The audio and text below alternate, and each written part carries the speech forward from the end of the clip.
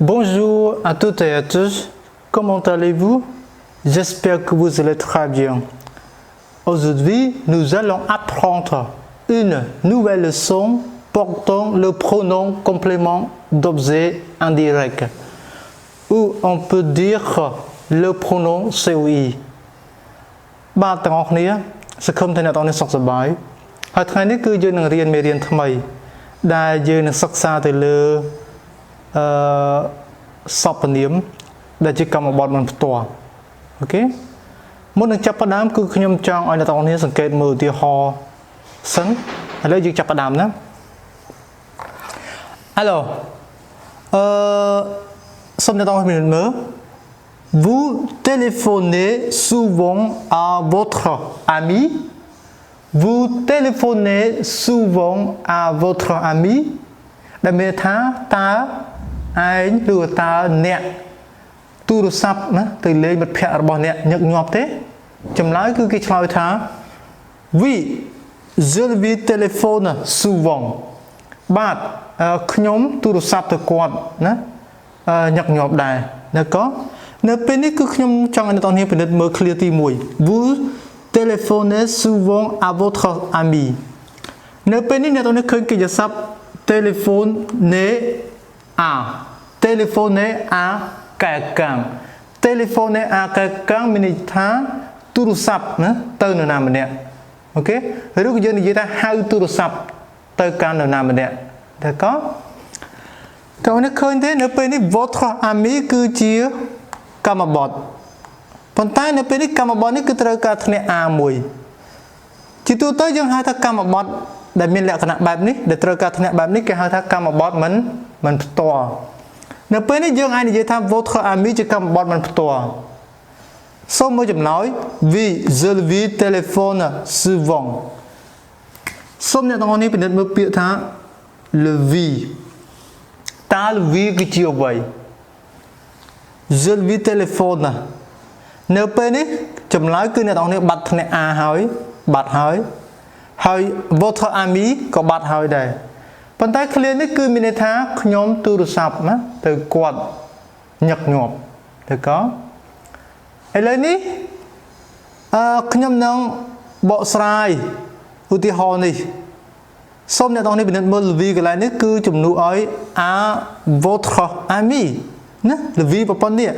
ពាក្យមួយម៉ាត់នេះគឺជំនួសឲ្យ à votre ami ពីព្រោះសាក់អ្នកទាំងនេះសង្កេតមើលà votre ami អូខេគឺជាកម្មបទមិនផ្ទាល់នៅពេលនេះគឺយើងឃើញពាក្យថ្មីមួយ le oui ក្រៅពីហ្នឹងគឺ téléphone ដដែល souvent ដដែលd'accord ជានៅពេលនេះ le oui គឺជា pronom COI pronom COI pronom មានន័យថាសព្វនាមវាជំនួសនាមអូខេនៅពេលដែល pronom COI គឺជាសព្វនាមដែលជំនួសឲ្យ COI d'accord សូមអ្នកទាំងអស់គ្នាបន្តពិនិត្យមើល emploi lorsqu'un nom est COI បើសិនជានាមនោះណាគឺជា COI មានថា complément d'objet indirect on peut remplacer ce nom par un pronom appelé pronom COI បើសិនជានាមហ្នឹងណាជា complément d'objet indirect គឺយើងអាចជំនួសនាមហ្នឹងដោយសព្វនាមមួយដែលគេហៅថា pronom COI អូខេអញ្ចឹងបើសិនជានាម votre ami នេះvotre ami នេះគឺជា complément d'objet indirect យើងក៏អាចជំនួសអានាមហ្នឹងដោយ pronom COI អូខេអញ្ចឹងតើនេះសូមមើលណាពាក្យដែលសំខាន់គឺបើសិនជានាមនឹងជា COI ណាតើនេះ un nom est COI អូខេជាពាក្យកន្លឹះណាជា mot clé on peut remplacer អូខេ remplacer មានថាជំនួសនាមហ្នឹងដោយ pronom COI អូខេចឹងបើសិនជានាមជា COI គឺយើងជំនួសនាមហ្នឹងដោយ pronom COI តើនេះកម្មបទមិនផ្ទាល់ជំនួសដោយសព្វនាមកម្មបទមិនផ្ទាល់ណាក៏ទី2គឺយើងត្រូវចេះស្វែងរក pronom COI ណាតើនេះសំទោសទី2គឺយើងត្រូវតែចេះស្វែងរក COI នាមដែលជា COI មានថាកម្មបទមិនផ្ទាល់តើយើងធ្វើដូចម្តេចដើម្បីរកណាស្វែងរកកម្មបទមិនផ្ទាល់ដូច្នេះអ្នកទាំងអស់គ្នាត្រូវតែសួរសំណួរមួយថា on pose la question à qui គឺយើងត្រូវតែសួរសំណួរមួយដែលថា à qui ទៅកាន់នរណាទៅកាន់នរណាមានន័យបែបនេះណា après le verbe អូខេចឹងដើម្បីស្វែងរក COI គឺងាយស្រួលមែនតើអ្នកទាំងអស់នេះគ្រាន់តែចោទសួរសំណួរមួយ à qui ទៅកាន់នរណាគេនៅពីក្រោយកិច្ចសព្ទហ្នឹងឧទាហរណ៍នេះគឺខ្ញុំមានកិច្ចសព្ទ téléphoner ចឹងនៅពេលដែលខ្ញុំចង់រក COI គឺខ្ញុំសួរសំណួរមួយ téléphoner à qui ចម្លើយគឺគេឆ្លើយមក à votre ami អញ្ចឹង à votre ami គឺជា COI អូខេនៅពេលដែលវាជា COI គឺយើងអាចជំនួសនាមដែលជា COI ហ្នឹងដោយ pronom COI សូមអ្នកទាំងនេះបន្តមើលឧទាហរណ៍ខាងក្រោមទៀត Vous avez téléphoné à Jean តើនេះសូមមើលកិច្ចសព្ទ téléphoner à អូខេ téléphoner à ប៉ុន្តែទម្រង់នេះគឺជា passé composé នៅតោះនេះជាអតីតកាលអូខេប៉ុន្តែមិនថ្មីទេគឺយើងប្រើដូច présent អញ្ចឹងសូមអ្នកតោះនេះពិនិត្យមើល Oui je lui ai téléphoné យើងឃើញទេខ្ញុំចង់អ្នកតោះនេះពិនិត្យមើលឧទាហរណ៍នេះមួយចំណោយ je lui téléphone souvent ហើយនឹង je lui ai téléphoné អូខេអ្វីដែលអ្នកទាំងនេះត្រូវយកចិត្តទុកដាក់គឺទីតាំងរបស់ pronom COI គឺជាទីតាំងណា la place de pronom COI គឺជាទីតាំងរបស់សព្វនាមដែលជាកម្មបទមិនផ្ទាល់អូខេនៅពេលនេះ lui គឺជា pronom COI វាមានទីតាំងនៅពីមុខកិច្ចសព្ទអូខេតោះនេះសូមមើលណានៅពេលនេះគេហៅថាតង់ sample កាលសាមញ្ញធម្មតាតង់ sample អូខេចឹងមានថាកិច្ចសព្ទវាមានតែមួយឯងកាលណាកិច្ចសព្ទមានតែមួយបែបនេះគឺយើងប្រើ pronom COI នៅពីមុខកិច្ចសព្ទនៅពេលនេះអ្នកទាំងនេះឃើញទេកិច្ចសព្ទយើងមានដល់ទៅ2វាជាតង់ composé អូខេជាកាលដែលផ្សំបញ្ចូលគ្នាគឺមាន auxiliaire avoir អូខេជាមួយនឹង participe passé អតីតកាលរបស់កិច្ចសព្ទ téléphoner នៅពេលនេះយើងមានកិច្ចសព្ទដល់ទៅ2កាលណាវាជាទម្រង់2បែបនេះដែលយើងហៅថា passé composé តែនេះត្រូវចំណាំថាទីតាំងរបស់pronom COI ណា pronom COI គឺនៅពីមុខ auxiliaire មិនមែននៅពីមុខ participe passé ទេណាតោះនេះសូមចំណាំកន្លែងនេះមួយយើងមកការប្រើប្រាស់វាទៀត il remplace des noms qui désignent des personnes ចឹងតោះនេះសូមមើលណាសូមពិនិត្យមើលការប្រើប្រាស់ pronom COI ភាគច្រើនគឺយើងប្រើជំនួសCOI ដែលជាមនុស្សតោះនេះកម្មបទមិនផ្ទាល់ដែលជាមនុស្សណាតោះនេះអញ្ចឹងហើយបានយើងប្រើ pronom COI d'accord les verbes construits avec la préposition à ហើយមួយទៀតគឺយើងត្រូវតែពិនិត្យមើលទៅលើកិច្ចសព្ទដែលយើងប្រើប្រាស់គឺភាគច្រើនមានធ្នាក់ à តើនេះ préposition à ok par exemple parler à quelqu'un écrire à quelqu'un téléphoner à quelqu'un penser à quelqu'un ok មានច្រើនហោហាតទៀតd'accord អញ្ចឹងអ្នកនេះត្រូវចំណាំរបៀបស្វែងរក pronom COI សុំទោសរបៀបស្វែងរក COI គឺទី1សួរសំណួរ à qui នៅពីក្រោយកិច្ចសព្ទទី2យើងត្រូវចំណាំថាកិច្ចសព្ទសុំទោស pronom COI នេះគឺវាជំនួស COI ដែលជាមនុស្សហើយទី3គឺយើងប្រើជាមួយនឹងធ្នាក់ à d'accord សូមអ្នកទាំងនេះពិនិត្យមើលឧទាហរណ៍នេះ ok il parle ក្នុងន័យនេះគឺខ្ញុំចង់បញ្ជាក់ថាអញ្ចឹង il parle à គេទាំងនេះឧទាហរណ៍ថាអ្នកទាំងនេះពិនិត្យមើលឧទាហរណ៍ថាគាត់និយាយមកកាន់ខ្ញុំណាទាំងនេះគាត់និយាយមកកាន់ខ្ញុំនៅពេលនេះខ្ញុំនិយាយជាភាសាបារាំងថា il me parle អូខេ il me parle je parle កន្លែងនេះខ្ញុំចង់និយាយថាខ្ញុំនិយាយទៅកាន់ឯងអូខេខ្ញុំនិយាយទៅកាន់ឯង je te parle អូខេ je te parle អូខេកន្លែងនេះខ្ញុំចង់និយាយថាគាត់និយាយទៅកាន់នាងអូខេបរិសម្នាក់ហ្នឹងនិយាយទៅកាន់នារីម្នាក់ ok chứ nhầm gì tha il lui parle il lui parle nước không này mi nước không này cứ mi này tha il me parle mơ cái này nó cứ chia pronom COI rồi bỏ niệm đã chia COI nó để chia cam bọnมันตัวrồi bỏ protein je trong je tôi chia mơ tuy tôi chia tớ il ai tôi chia lui xôm này tông này thưa ca เปรียบเทียบนะជាមួយនឹង pronom COD ណា COD complément d'objet direct កន្លែងនេះគឺ je មើលដូចគ្នា Twitter ដូចគ្នាប៉ុន្តែកន្លែង il elle ទៅជា lui ការដើមឡើយយើងរៀន COD il elle ទៅជាគេ le ឬក៏ la ណាតោះនេះបន្តទៀតគឺ il ខ្ញុំចង់និយាយថាពួកគាត់និយាយមកកាន់ពួកយើងទាំងអស់គ្នាអញ្ចឹងកន្លែងនេះខ្ញុំដាក់ថា il nous parle ok il nous parle កន្លែងនេះខ្ញុំចង់និយាយថាយើងនិយាយទៅកាន់អ្នកទាំងអស់គ្នាអូខេ on vous parle ok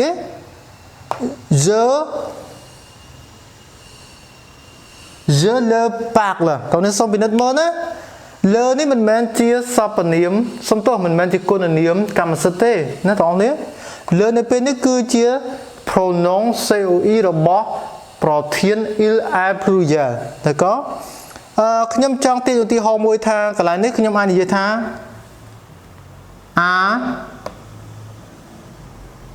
a la client បងប្អូនណា a ឧទាហរណ៍ថា un client អូខេអាចថានិយាយទៅកាន់ភ្ញៀវណាម្នាក់អញ្ចឹង client នេះអាចនិយាយថា un client ឬក៏ une client តោះអូខេតោះនេះតន់ទេមានន័យថានៅកាលណាយើងប្រើ lui កន្លែងនេះគឺជា pronom COI របស់ប្រធាន il ក៏បាន elle ក៏បានដែរអ្វីដែលសំខាន់គឺយើងយល់ឲ្យច្បាស់អំពីបរិបទថា COI ហ្នឹងប្រុសឬក៏ស្រីអូខេប៉ុន្តែទោះបីជាប្រុសក៏ដោយស្រីក៏ដោយគឺមិនថ្មីទេយើងប្រើប្រាស់ pronom COI ដូចគ្នាគឺយើងប្រើ lui មិនដូច COD ទេគឺយើងប្រើ le បើសិនជាភេទប្រុស la បើសិនជាភេទស្រីណាបងប្អូនតែដល់ពេល COI គឺ lui ទាំងអស់ដោយឡែកកន្លែងនេះក៏ដូចគ្នាដែរមានន័យថានិយាយទៅកាន់ពួកគេដល់ក៏អញ្ចឹងអាចថាclient កន្លែងនេះអាចថាភេទស្រីផងភេទប្រុសក៏បានពហុវចនៈអូខេជឿមានថាលើកន្លែងនេះគឺ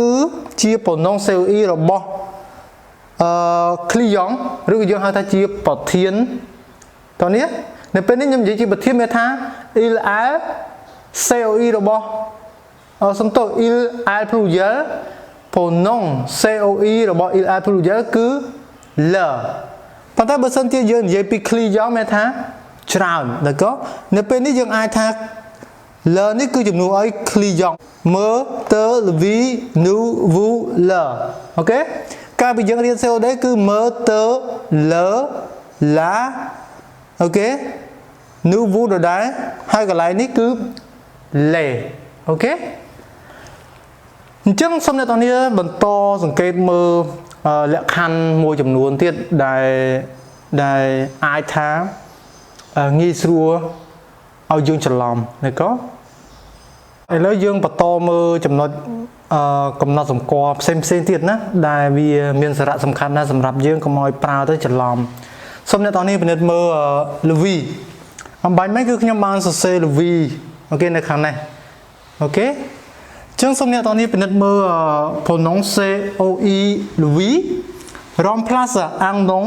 de personne masculin ou féminin singulier ចឹង lui នេះគឺជំនួសបានទាំងពីរណាបងប្អូនជំនួសនាមដែលជា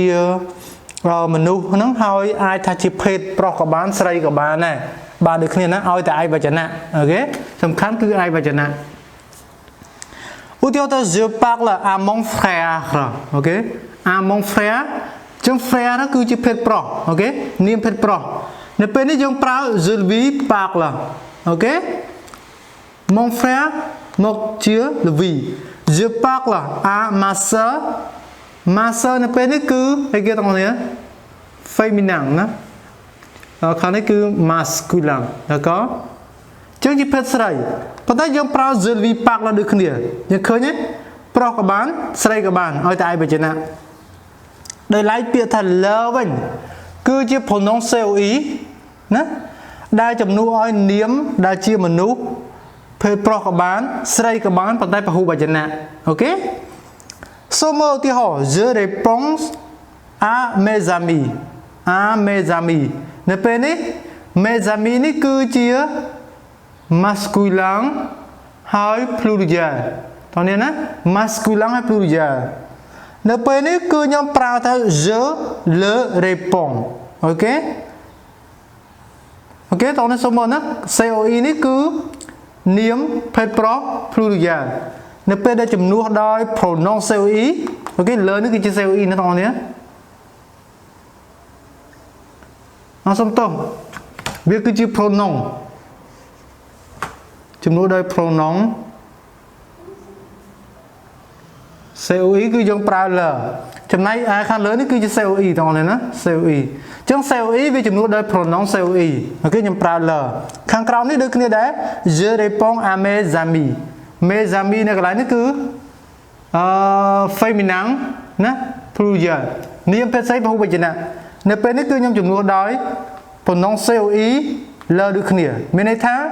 phép pro cái đói phép say cái đói thôi thì bảo hộ bây giờ nè cứ dùng prao l đã có số mới chấm nói đi certains verbes construits avec a on n'utilise pas les pronoms indirects mais on conserve la préposition a plus le pronom tonique ตัวนี้ส่งไปดัดเหมือนนะจำนวนกันไรนี่คือสำคัญเกิดจะซับโมยจำนวนคือเวียปลาจำนวนทนอากับปุ่นแม่นปัจจัยในเปได้ยืงโอเคจำนวนทนอากับปุ่นแม่นปัจจัยในเปได้ยืงปลาคือยืงมันปลาจำนวนน้องผลน้องอันดีไรเต้คือยืงอัดปลาจำนวนซับปนิยมมันตัวเต้ปัจจัยยืงเรียซาตกทนอานั่งเราได้โอเคทนอานั่งเราได้ปัจจัยเอาไว้เดี๋ยวสำคัญคือยืงยกทนอานั่งมาโบกจำนวนน้องผลน้องโตนิกแล้วก็จังซึ่งในตรงนี้เป็นนิดมือpronom tonique nó tao nhớ ưu tiên họ ta il pense à ses amis quạt cất từ đó là một phe là bọc quát cái này cứ il pense à mình ai như thế il le pense bàn tiền nó tao nhớ ok